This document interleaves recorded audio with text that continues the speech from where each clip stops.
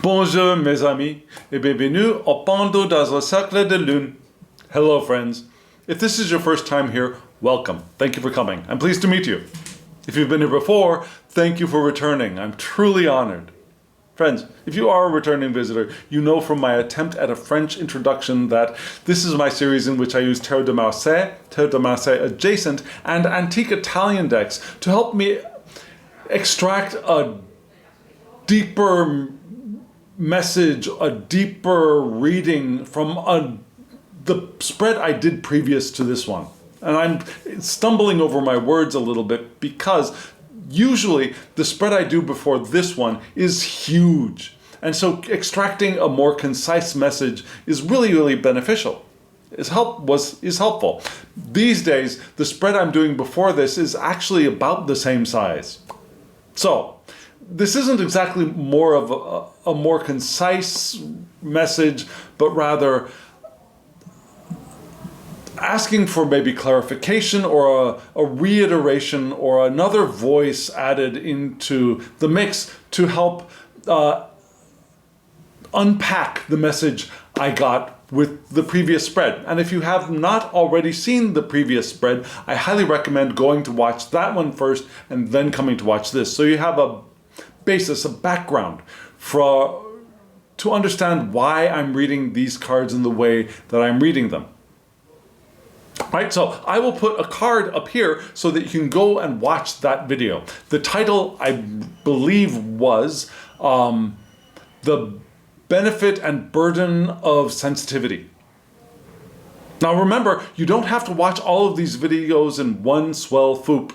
You don't have to watch them from beginning to end in one sitting. You can watch them in bits. You can watch them in 10 minutes here, 5 minutes there, or 10 minutes here. So watch that one first. Come back and watch this one. I really do recommend doing that. And just in case you did watch the previous video and you watched it like a few days ago and what you heard is your memory of it would benefit from a little bit of a refresher. Let me tell you what you saw. So yes, the benefit and burden of sensitivity. What was that about? It was about how we can live our lives more intentionally now is by enjoying the abundance of what is without falling into the trap of chasing after that abundance after we've already experienced it. Yeah, go to a party, enjoy the party. When the party is over, stop trying to chase after that party again. But enjoy it while it's there. And enjoy the creativity and the power that is there in that abundance. The challenge is to nourish that spark, to nourish our open connection with the divine, to nourish our inspiration and our creativity without falling into the burning up of our inner waters with the fire of passion. And not letting our passion to get out of control. We want to rein in our passion and go back and check into the why. And there are reasons for all of those things in the reading from earlier in this week. There's also the recommendation to maybe find or take advantage, to allow somebody in close enough to help us unpack our feelings. Because we're experiencing so much from the outside, maybe we're not so in touch with it and we're not able to communicate well what our own personal experience is. Right? So that was that whole reading. And so we have a deck here to help us find another way of approaching that same idea. So what am I going to do? I'm going to show you the cards. They've already been laid out. I'm going to show you the cards. I'll show you the question I ask every week, which is, what is the central message of this week's 3-card spread? And then we'll talk about it. Okay? So, here are the question and the cards. Take a look.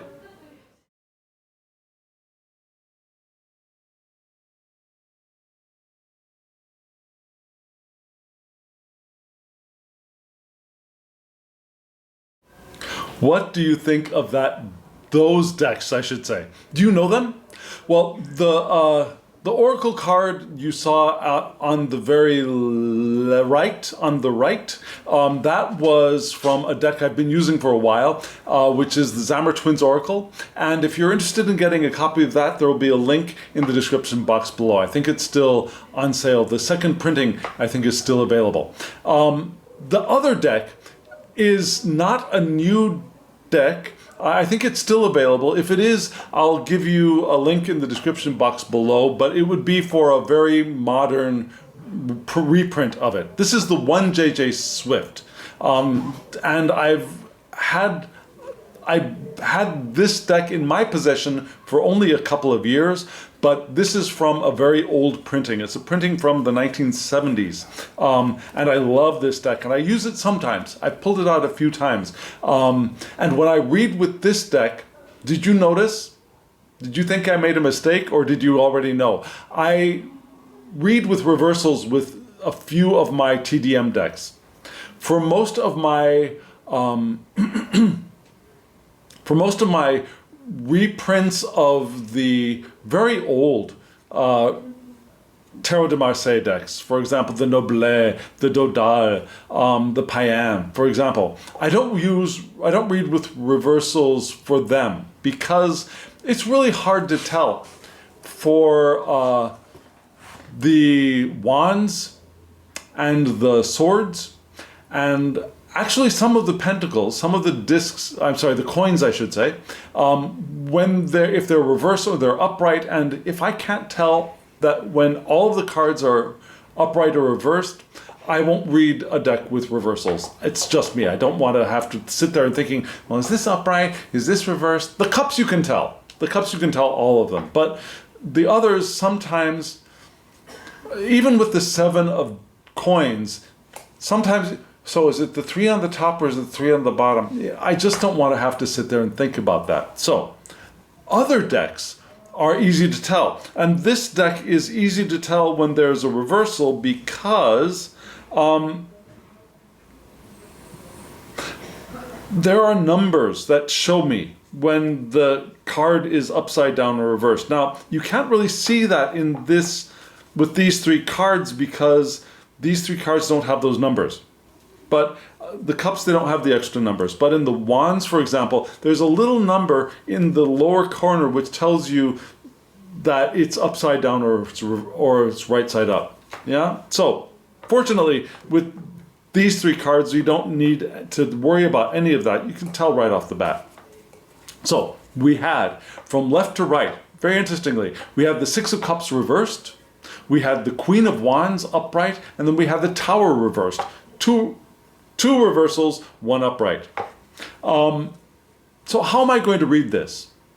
Wouldn't you like to know? Well, you will know in just a second. Here we go. The 6 of Cups reversed. I love the colors on the JJ Swift. The JJ Swift is a redrawing of the Swiss Marseille. And you can tell that with the wands, especially. You can tell that with the 2 of Cups as well. The 4 of Coins has trumpets coming out of the shield. It's a clearly Swiss deck. Beautiful colors, beautiful redrawing by, I believe, Stuart Kaplan. And I could be wrong about that. Don't quote me. So, the 6 of Cups, beautifully done. Let me show it to you upright, just so you feel more comfortable. 6 of Cups, what does that mean? Happy relationships, joy in socializing. Now you can think of these cups as being around a table perhaps, like this thing here is a table and these 6 people are there raising their cups to each other and they're having a wonderful time together. That the beauty of social and emotional interaction. Pleasure in love and community as well. You take pleasure in it. Now, it's not a burden, it's pleasurable. It's easy, it flows. But also self-love in fullness and acceptance. Fully loving and accepting of self. Because we can also think of these cups. Now, it's not so easy to see it here as it is in more French-styled Terre de Marseille, where there are 3 cups on one side and 3 cups on the other, and there's a floral decorative thing in the center. It makes it look like that there's a mirror and we're looking at ourselves and fully accepting and loving ourselves. You can get that from this one as well. Also the possibility of self and the divine, being in full contact with the divine and being in a loving relationship with the divine. Or, and I don't like using this word, higher self is what most people call it, but for me it's the eternal nature of self. That's nature that existed before and will exist after and is existing now as it manifests and co-creates these beautiful bodies that we are inhabiting.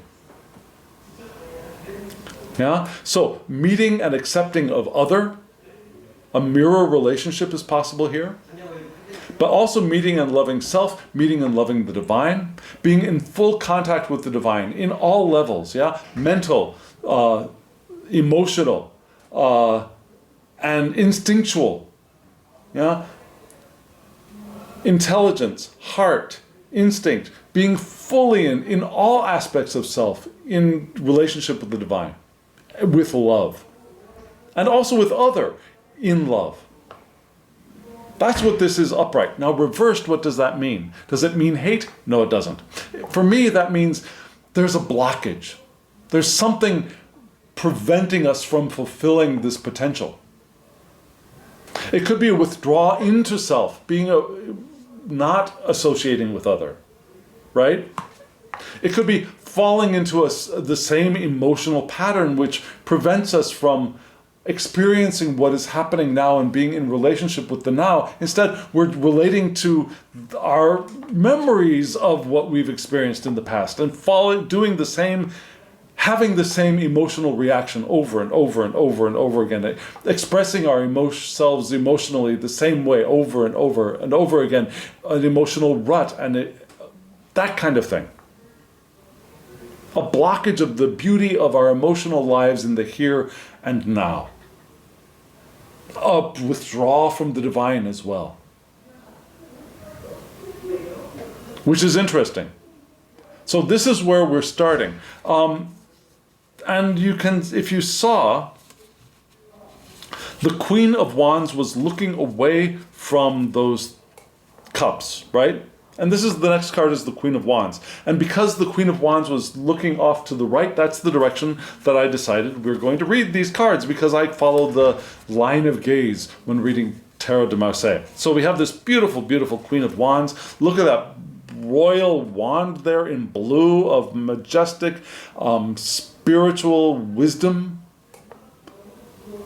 The radiant, rich colors of this card are just phenomenal.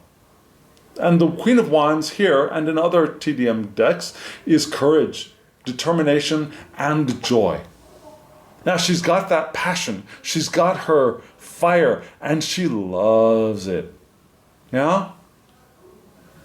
She has that satisfaction of living and satisfaction of her creativity. She, like I said, she loves it. She's fulfilled with all of those aspects of her life. And she's sexual and creative. She's passionate, capricious. So sometimes she could be a little capricious, yeah? Sometimes those passions will lead her off in an entirely different direction. She'll get an inspiration and follow it. Maybe not as crazily as the Knight of Wands would be, but still she's got that tendency to be a little bit capricious, following her whims, following her instincts. But she's passionate and, again, instinctive. And she's fully experiences her sexuality in the world. So we can move away from this card in reverse. Is this reverse? Yes. Move away from this card in reverse, from that separation withdrawal, that not allowing ourselves to feel joy, into becoming our inner Queen of Wands. And remembering that we are all queens of wands. We're all kings, we're all queens, we're all knights, we're all pages. Doesn't matter what body we inhabit, whether it's male, female, trans, cisgendered, intersects whatever. We have it all. So I think the direction of this reading is to move from that disconnection and the lack of the blockage of joy in our relationships and joy in socializing and the pleasure of love of community and pleasure of love of self, pleasure of full integrated love of self and love of self in relationship with the divine and love of self in relationship with the eternal nature that we are. All of those potentials are perhaps right now blocked and we're withdrawn, or perhaps we're in some kind of an emotional rut. She'll help us break out by gaining our courage, our determination. And I mentioned honing our sensitivity rather than just being an open well or an open container that collects everything. Honing our sensitivity and focusing and using it as a tool. She'd be able to do that, right? And again, we don't want the fire of this card to get out of control. We don't want to go careening off into the bushes by following our capricious natures. We want to interact with and take advantage of our instincts without letting them control us, of course. But now look where she's looking. She's looking at this beautiful this beautiful tower card reversed. Let me show it to you upright. Lovely card. Lovely, actually kind of Italianate looking tower to me. Now there's an Italian feel to this deck as well.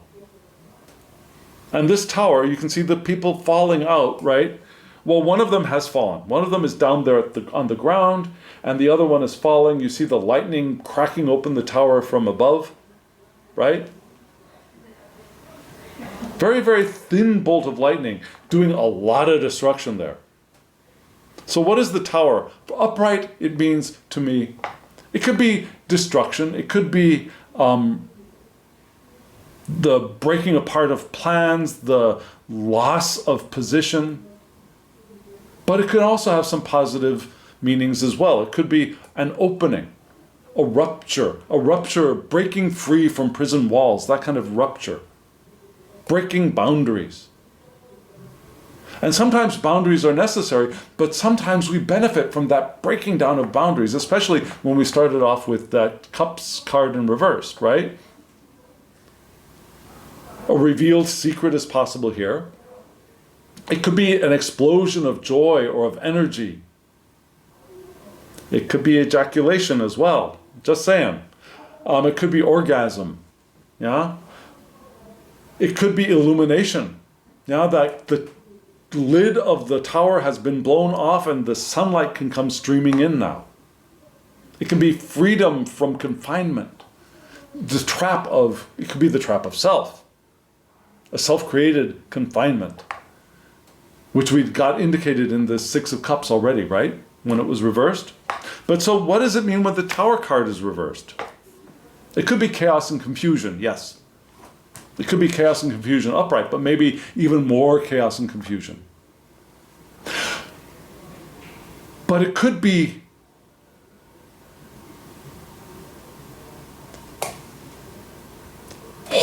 hanging on to the to the prison that we've created for ourselves, for our dear lives, being afraid to break out of that confinement. It could be a blockage of the potential for freedom. It could be a blockage of any kind of revelation, which harkens back to that, falling into the same emotional traps, keeping that trap closed because we're maybe afraid of seeing what lies beyond the prison walls, because we're so used to it that we think there might be nothing else besides that. There are many possible reasons that we could be doing that, but that's what it seems like we're doing. We got the Queen of Wands here in the center. She's turning away from that, the blockage, and facing the prison, I think self-constructed prison walls that she's not quite ready to break free from. But I think the call is to break out and break free without going irrational. Right? To regain our power, our courage from within. And finding a way to express that. Does that make sense to you? Can you see how these three cards can show us that progression? That she's here, she sees what she's turning away from this Six of Cups blockage, and yet she's still confronted by the prison walls. And she hasn't been able to break free. That's, I think, what the central message of this week's spread. And this week's spread is to then is the solution to this problem, I think. This is giving us the problem. The previous spread gave us the solution. And maybe this next card of advice will give us some solution as well. So let me show you that oracle card once more. Up close. Here it is.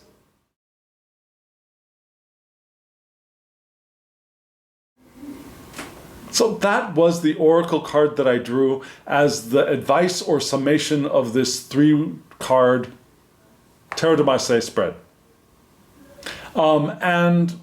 Okay, so right, yes, it's the J.J. Swift. It's not a true Tarot de Marseille. If you're a purist, it's Tarot de Marseille adjacent spread. And so we got this redemption card, number 3. And on this card you see a beautiful young woman emerging from the vile beast she once was. She's no longer trapped inside evil. She clasps her hands in gratitude for the golden chance to make amends and live a righteous life at last. Now, there's a lot of judgment in this card. There's a judgment of her being trapped, being a trap in evil, right?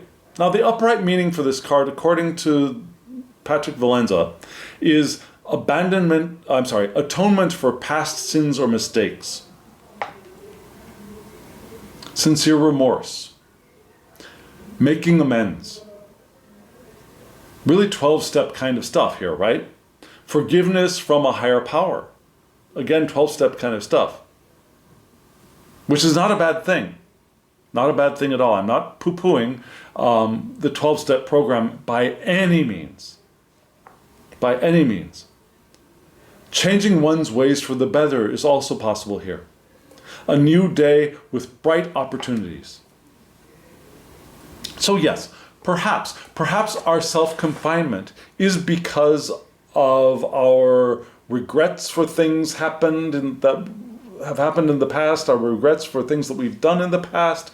Perhaps we feel like we have done other people wrong. Perhaps. It's possible. Perhaps we do other people wrong, we feel guilty, and then we punish ourselves by imprisoning ourselves. Definitely possible. And if that is the case, we have the opportunity here to break free, to make amends, to open up to the higher power which will allow ourselves to receive forgiveness. And maybe perhaps by beginning with forgiving ourselves, forgiving the other for being there to cause us to be in the position where we'll have to forgive ourselves. But it may just be that we just need to forgive ourselves for falling into a rut of hiding, of escaping, of not connecting. Forgiving ourselves for getting ourselves to where we are and allowing ourselves to find our way to emerge. And asking for help. We can ask for help, and we can ask for help from the divine. We can ask for help from someone we love intimately. That was indicated in this week's previous spread. It's not so much larger these days, but it's just the previous one. And in so doing, we can find the light. And that light can enlighten us and can enlighten some opportunities which are there. And we had some indications of opportunities available to us in the previous spread as well. So this is the advice, is to allow ourselves to open up from, I believe, this Tower card reversed. You see that? Do you see how this flows into this one? How the Tower reversed is calling us to experience this, to find our way to this. That makes sense, doesn't it? If it does, let me know in the comments below. If it does not, let me know in the comments below. I'd love to hear from you. What is your read of these cards? So friends, here we are at the end of the reading. Thank you for joining me on this journey. Thank you for being here. Thank you for hitting the thumbs up button. Thank you for subscribing. All of those things help bring this channel into the gaze, in front of the gaze of people who might discover that this channel gives them something, that they can find something here. So you're a blessing to other people when you do that. And thank you very much. And thank you for those of you who have asked for readings. I enjoy doing that. And if you want a reading, my email address is below, thehangedmaninthemoon@gmail.com. Shoot me a reading, shoot me an email, we'll get you a reading. And yeah, if you want these decks, again, the links are in the description box below. It's time for me to stop talking. And now, as always, I wish you love, joy, well-being, and pure awareness. Thank you.